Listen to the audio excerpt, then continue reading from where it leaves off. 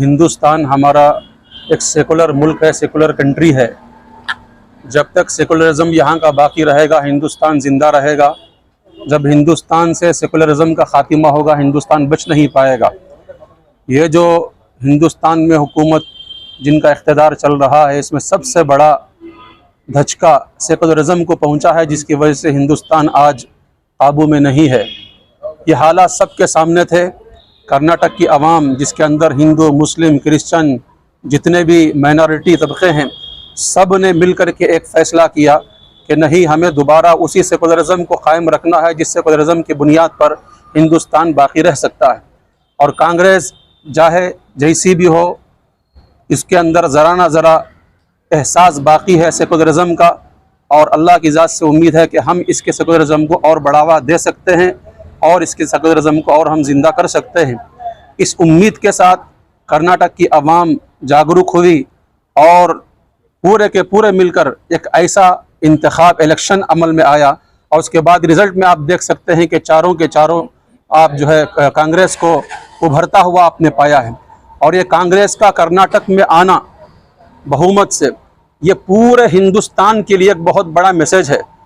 ये turning point है। अगर कांग्रेस वाले कर्नाटक के समझ जाएं और यहाँ की जो हिंदू, मुस्लिम, ईसाई जितने भी कम्युनिटी वालों की जो इत्तेहाद है, उसको बाकी रखने के लिए आइंदा इलेक्शन में भी पूरे हिंदुस्तान में जब होने जा रहा है, इसको बाकी रखना चाहें तो वही अमल आपका वहाँ चलेगा जो अमल यहाँ चला है। हम आपसे उम्मीद करते हैं कि इस चीज़ को आप बाकी रखें।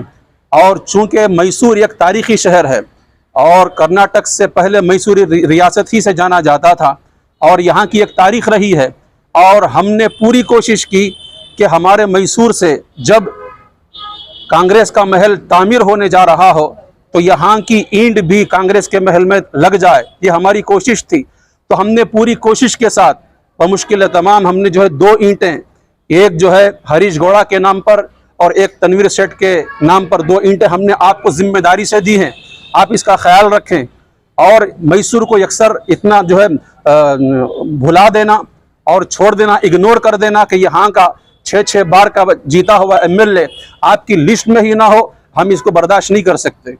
ये हमारी इज़्ज़त के ख़िलाफ़ हम समझते हैं। लिहाजा ये उजलत में बहुत जल्दी में लिया गया प्रोग्राम है। जितने उलमा तशरीफ़ ला सकते हैं लाए हुए हैं।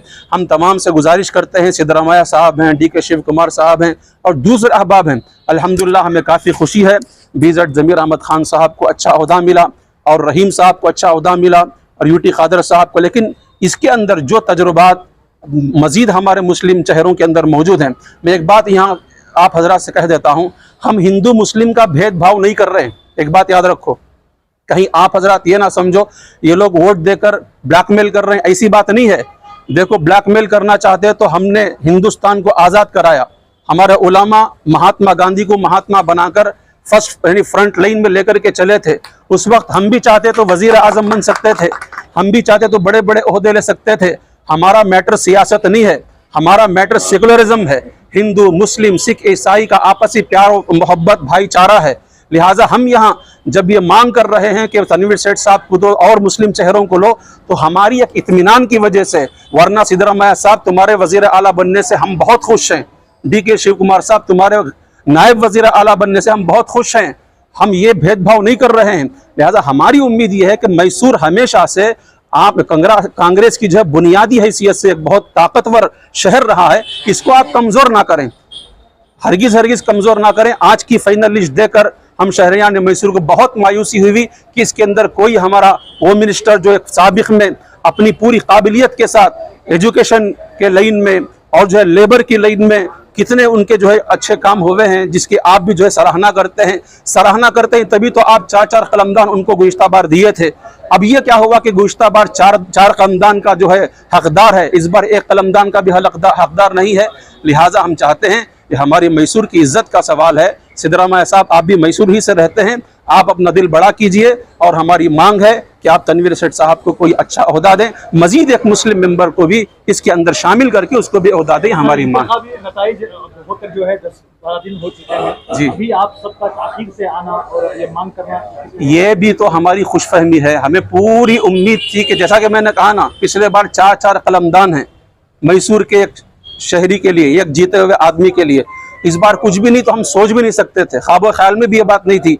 लेकिन जब लिस्ट देखते हैं तो पूरी लिस्ट जो है उसके अंदर हमारे मैसूर का नाम खाली है, तो हम शहरियान मैसूर को इससे बड़ा अफसोस हुआ। तब जाकर हम, अभी कुछ नहीं गया, आगे बढ़िए, आप लोग जो है सरकर्दा शख्सियात हैं, क्या नहीं आपके हाथ में, आप हजरात के हाथ में क्या नहीं है, आपकी इज्जत का सवाल है साहब, हमारा कोई नहीं, हमारी दाल रोटी तो चल रही है अल्हम्दुलिल्लाह, हमें इससे कोई लेना देना नहीं है। आप हजरात की इज्जत का सवाल है, कोई आपकी अपोजिशन पार्टी वाला भी आपको सवाल कर दे, जो गुज़िश्ता बार आपका 4-4 कलमदान रखने वाला आज क्या इस हैसियत का नहीं रहा कि उसको आपने कलमदान, आपका क्या जवाब होगा?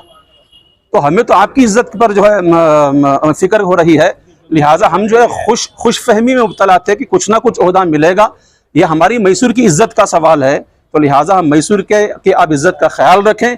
जैसा कि मौलाना अयूब अंसारी साहब ने कहा, आइंदा भी इलेक्शन है, उलमा और हमारे जितने भी मजहबी लोग हैं, इसे आगे बढ़ चढ़ कर आपको साथ देना है, तो हमारी इस बात का नोटिस लें और दोबारा गौर करें। आप हजरात आपके आगे कदम क्या रहेगा कि इस मसला से स्टेटमेंट करके खत्म कर देंगे, क्या आगे क्या कदम? नहीं, हमने तो कहा ना कि सेकुलरिज्म की बुनियाद पर हम हमेशा कुर्बानी के लिए तैयार हैं, हमारी कुर्बानी सेकुलरिज्म ही की वजह से है, ठीक है ना। तो जितनी तरक्की आएगी सेकुलरिज्म में कांग्रेस की, उतना हम और बढ़ चढ़ कर इनका जो हाथ बटाएंगे। जी सर, बहुत बहुत शुक्रिया।